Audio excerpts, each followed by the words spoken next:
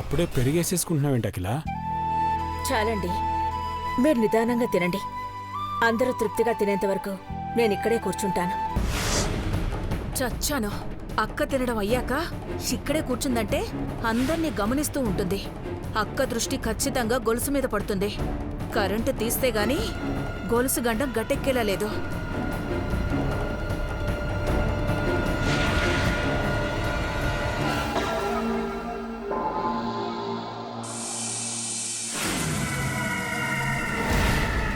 ఓ shit, power పోయింది. Power పోతే generator కానీ యూపీఎస్ కానీ ఆటోమేటిక్గా ఆన్ అవ్వాలి కదా. అదే అర్థం కావట్లేదు bro. Nothing to worry. Parvathi, అమ్మగారు, వెళ్ళి ఎమర్జెన్సీ లైట్ తీసుకురా.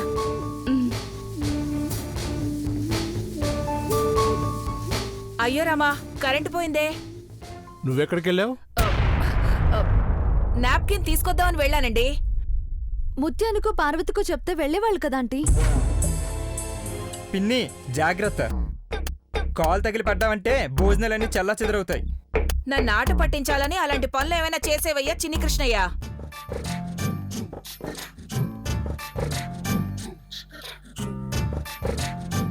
పార్వతి ఎక్కడా?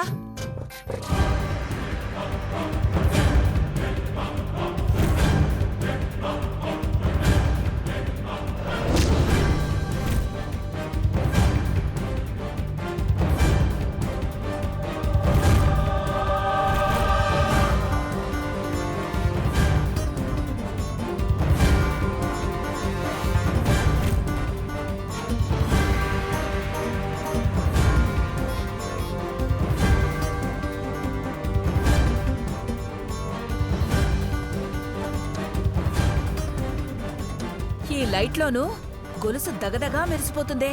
నా కర్మ కాకపోతే ఇప్పుడే బాగా కనిపిస్తోంది. ఇప్పుడేం చేయడం?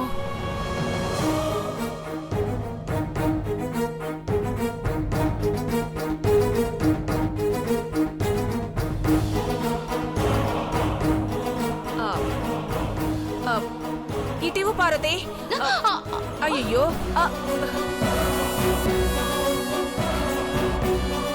ఏమైంది పార్వతి?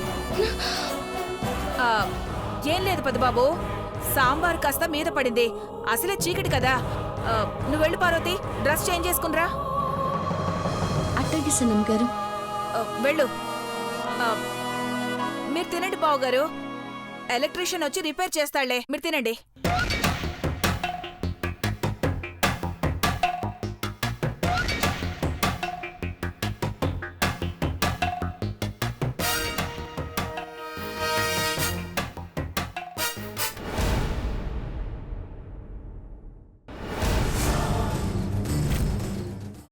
అమ్మా, అలాంటి వాళ్ళది నిజమైన ప్రేమ కాదు, అది వ్యామోహం.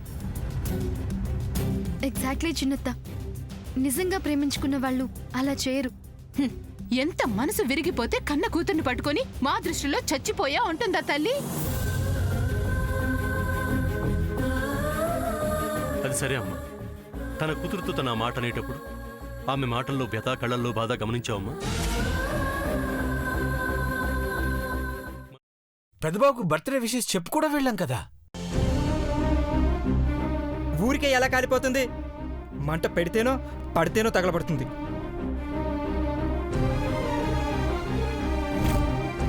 కరెక్ట్ చిన్నబాబు, నీకొచ్చినట్టే నాకు డౌట్ వచ్చింది.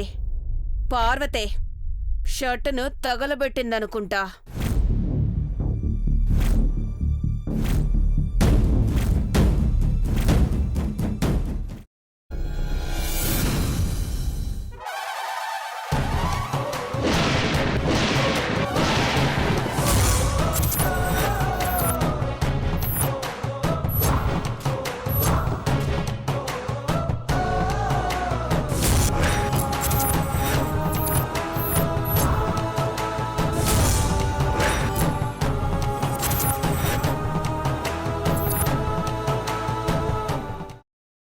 తర్వాత పొట్టు తీసేసి చాప్ చేసి పక్కన పెట్టుకోవాలి.